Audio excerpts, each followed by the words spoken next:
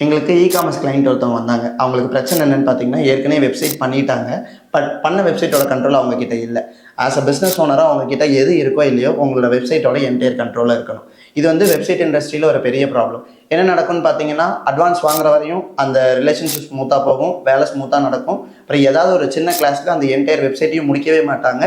கிளைண்ட்டுக்கும் அது சாட்டிஸ்ஃபைடா இருக்காது. பண்ணி கொடுத்த ஏஜென்சிக்கும் சாட்டிஸ்ஃபைடா இருக்காது. ஒரு பெரிய கிளாஸ்ல போய் முடிஞ்சிடும். இவங்க பண்ணின வேலைக்கான அவுட்புட்டையும் அவங்க பார்த்துருக்க முடியாது. ஸோ இப்போ இதை நாங்கள் எப்படி சார்ட் அவுட் பண்ணுறோன்னு பார்த்தீங்கன்னா, எப்பயுமே நாங்கள் எடுக்கிற கிளைண்ட்டுக்கு டெடிகேட்டட் டொமைன் ஹோஸ்டிங் வாங்கி கொடுத்துருவோம்.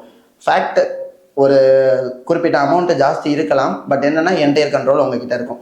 ஸோ எல்லா பிஸ்னஸ் ஓனருக்கும் பெஸ்ட் சஜஷன் என்னென்னா, ப்ரைஸை பார்க்காம உங்கள் வெப்சைட்டோட கண்ட்ரோல் உங்ககிட்ட இருக்கா அப்படிங்கிறத பாருங்கள். அது ஃப்யூச்சரில் நல்ல ஒரு வாய்ப்பை உங்களுக்கு கொடுக்கும். ஸோ அதனால எல்லா பிஸ்னஸ் ஓனரும் என்ன பண்ணுறீங்கன்னா, பிஸ்னஸ் பண்ணுறதுக்கு ரீசன் யாரையும் டிபெண்ட் பண்ணக்கூடாது அப்படிங்கிறது தான். அது மாதிரி உங்களோட கண்ட்ரோலை நீங்களே வச்சுக்கோங்க. யாரையும் டிபெண்ட் பண்ண வேண்டி இருக்காது.